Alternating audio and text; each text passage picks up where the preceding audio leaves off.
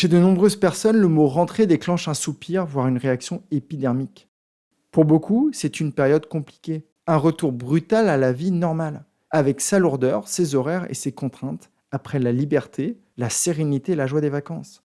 C'est un peu comme si les volets de ta maison se refermaient un peu trop vite, empêchant la lumière de l'été de continuer d'y entrer et en te réenfermant dans un train-train quotidien. Peut-être que toi aussi tu ressens cette sensation, et si c'est le cas, cet épisode est pour toi. Ce matin, je vais te proposer des clés simples mais puissantes pour ne pas te laisser enfermer dans ce tunnel bien trop sombre dont on ne voit pas la fin. Mon intention est claire, t'aider à transformer ta rentrée ou toute autre période de transition de l'année en une opportunité de croissance, de sérénité et de confiance. Reste avec moi, dans 10 minutes, promis, tu auras fait un pas de plus vers cette vie riche, épanouie et pleine de sens que tu mérites. Et si cette année, tu transformais ta vie ? Bienvenue sur la saison 7 de Dépasse-toi. Je suis Sylvain Viens et depuis 2019, j'aide les personnes brillantes et sensibles à se reconnecter à elles-mêmes et se créer une vie épanouie. Tous les mardis, je te partage des histoires vraies et des prises de conscience inspirantes pour illuminer ton quotidien.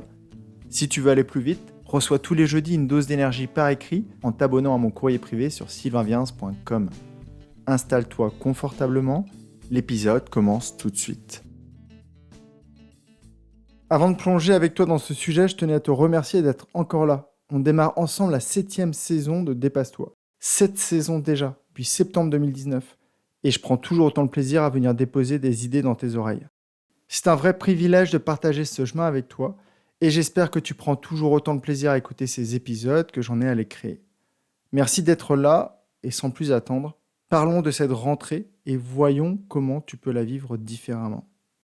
Avant de te proposer des clés, j'aimerais que l'on imagine ce que peut être une rentrée difficile. Sophie, 45 ans, directrice marketing dans une grande entreprise française. Ce matin de rentrée, dès la sonnerie de son réveil, son cœur bat déjà un peu trop vite. Dans la chambre d'à côté, son fils tourne dans son lit depuis plus d'1 heure. Il a très mal dormi. Hier soir, il lui confiait ses craintes vis-à-vis du collège. Et merci à son instituteur qui lui a laissé entendre toute l'année que le collège était une machine à broyer les enfants. Résultat, ce matin, ses yeux sont cernés et son moral est au plus bas. Dans la cuisine, Sophie n'a pas le loisir de profiter de l'odeur du café qui se mélange à celle du pain grillé. Elle prépare les tartines d'une main, cherche un t-shirt propre de l'autre, tout en essayant de calmer l'angoisse de son fils. La vibration du téléphone posé sur l'îlot lui rappelle la réunion qu'elle a à 9h30, imposée par son CEO, un papa qui n'est pas très préoccupé par l'importance de la rentrée des classes. Elle sait qu'elle devra y arriver le sourire aux lèvres, prête à insuffler l'énergie et de la clarté à son équipe, alors qu'elle aura déjà vidé une partie de son énergie à elle avant même d'avoir franchi la porte. Tout ça, c'est sans compter la boule de culpabilité qui se forme en elle, celle de ne pas accompagner son fils jusqu'à sa nouvelle classe, de ne pas être là pour le soutenir quand il découvrira ce nouveau monde qu'il pense immense et qu'il voit de manière très intimidante. Il n'est pas encore 8h30 et Sophie se sent déjà écrasée par le poids de cette rentrée. Une rentrée ordinaire en apparence, mais pour elle, c'est déjà une épreuve. Alors j'espère que Sophie écoutera cet épisode et essaiera d'appliquer quelques-unes de ces clés. La première clé que je vais te proposer, c'est un exercice de clarté mentale, c'est de voir ce que représente cette rentrée. Parce que comme je te l'ai dit plusieurs fois, c'est rarement les situations qui créent de la difficulté, mais c'est la perception que l'on en a. Donc ce n'est pas la rentrée elle-même qui est problématique, mais la façon dont on la perçoit. On a tendance à faire des amalgames.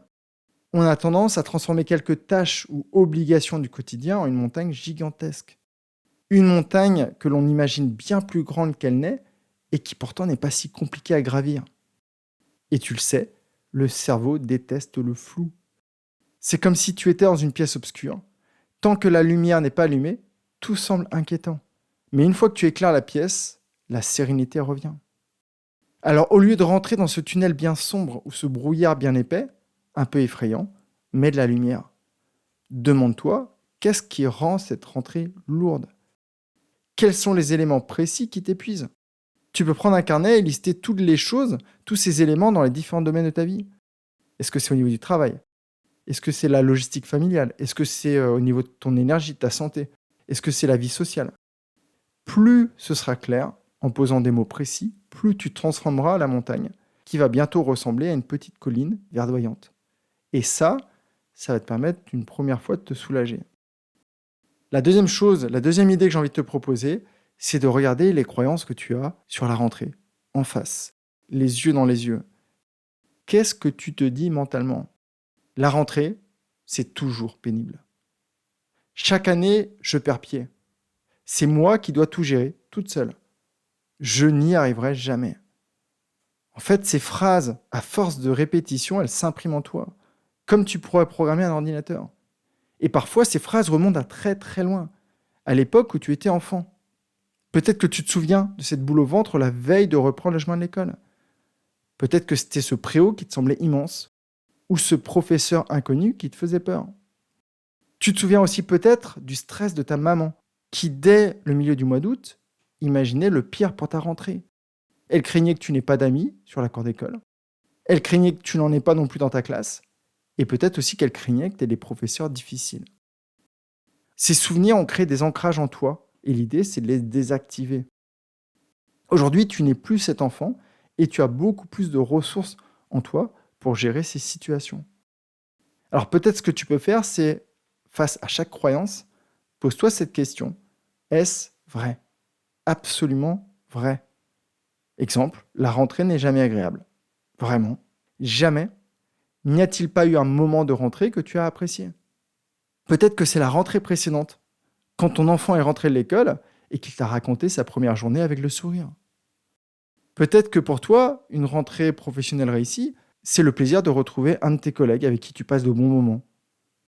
Chaque fois que tu repères une croyance qui te limite, imagine qui tu serais sans elle. Imagine quel espace de sérénité ça ouvrirait en toi si tu n'y croyais plus et que tu la modifiais. Ce que tu peux faire pour aller plus loin, c'est de te créer une croyance positive, créatrice. Par exemple, la rentrée est l'opportunité de mettre en place des nouvelles habitudes positives. Tu verras, comme pour les croyances limitantes, si tu répètes suffisamment régulièrement cette phrase, elle va s'installer en toi et ça va créer en toi un climat beaucoup plus apaisé et beaucoup plus propice pour que la rentrée prochaine soit plus simple. La troisième clé que j'ai envie de te proposer, c'est d'utiliser le pouvoir de l'intention. Quelle est la rentrée que tu veux vivre ? Définis-la clairement. L'idée, c'est pas d'être positif, mais de poser une véritable intention. C'est comme quand tu renseignes les coordonnées dans ton GPS avant de partir en vacances. Ça donne une direction claire et tu arrives là où tu as indiqué l'adresse. C'est pareil pour ton énergie. Un exemple, je choisis de vivre cette rentrée dans la douceur, la bienveillance et la clarté. Et visualise ce que ça signifie pour toi. Est-ce que c'est toi qui arrives au bureau avec des viennoiseries, créant un moment convivial avec tes collègues ? Est-ce que c'est toi qui prépares les affaires de tes enfants la veille pour que le matin de la rentrée, ça se passe beaucoup mieux, avec plus de sérénité ? Est-ce que c'est toi qui prends 10 minutes chaque soir la semaine de la rentrée pour respirer et te détendre ?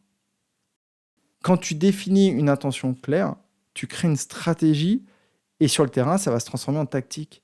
Comme un entraîneur de foot pourrait le faire sur son tableau blanc, expliquant la stratégie à ses joueurs. Et cette intention devient un vrai guide pour que ta rentrée soit agréable. La quatrième idée, elle est très très concrète. C'est prépare ton énergie. Prépare-toi comme un sportif se préparant à une épreuve. Ça ne te viendrait pas l'idée d'acheter des baskets neuves le matin d'un marathon, ni de manger une raclette juste avant la course. La rentrée, c'est pareil. Alors prends de l'avance, étale peut-être les préparatifs de la rentrée sur toute une semaine.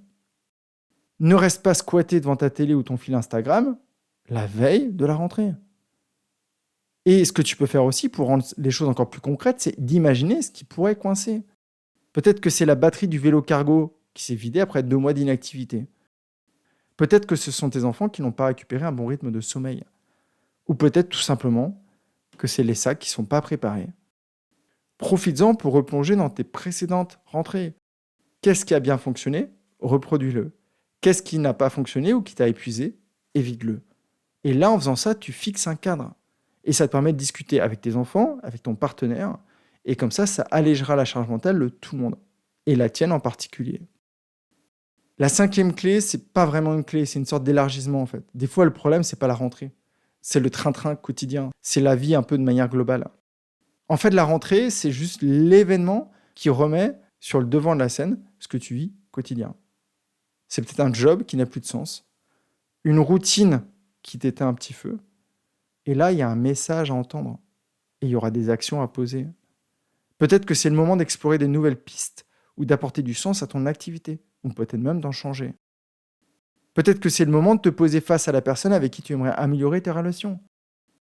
Peut-être que c'est le moment de t'autoriser à nourrir tes besoins réels, prendre soin de ton corps, garder des moments de liberté comme les vacances, continuer la lecture, continuer les promenades et éviter les petits rituels qui t'épuisent.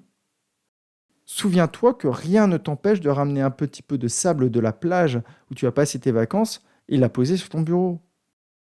La liberté et la sérénité des vacances peuvent se glisser dans ton agenda si tu choisis de lui faire une place. Alors tu vois, la rentrée n'a pas à être une fatalité ni une épreuve à subir. C'est une opportunité de mettre de la conscience dans ton quotidien et de te réapproprier ton énergie et ton rythme. Et ça, personne ne peut le faire à ta place. J'espère que les clés que je t'ai apportées aujourd'hui vont vraiment t'aider à faire en sorte que cette rentrée-ci soit une vraie opportunité de changer la suite. Comme j'ai dit en introduction, cet épisode marque le lancement de la nouvelle saison, la saison 7, et j'ai vraiment hâte de te partager plein de belles idées pour finir l'année ensemble. Merci de ta présence fidèle et je te laisse avec la nouvelle conclusion du podcast. Passe une magnifique journée. Bye bye. Merci d'avoir écouté jusqu'ici et si cet épisode t'a parlé, il parlera sûrement à quelqu'un que tu aimes, alors pense à le lui partager tout de suite. Un simple message peut parfois transformer une vie. Et si ce n'est pas encore fait, laisse-moi une note sur ta plateforme d'écoute et abonne-toi au podcast pour ne rien rater. Prends vraiment bien soin de toi, passe une magnifique journée. Bye bye.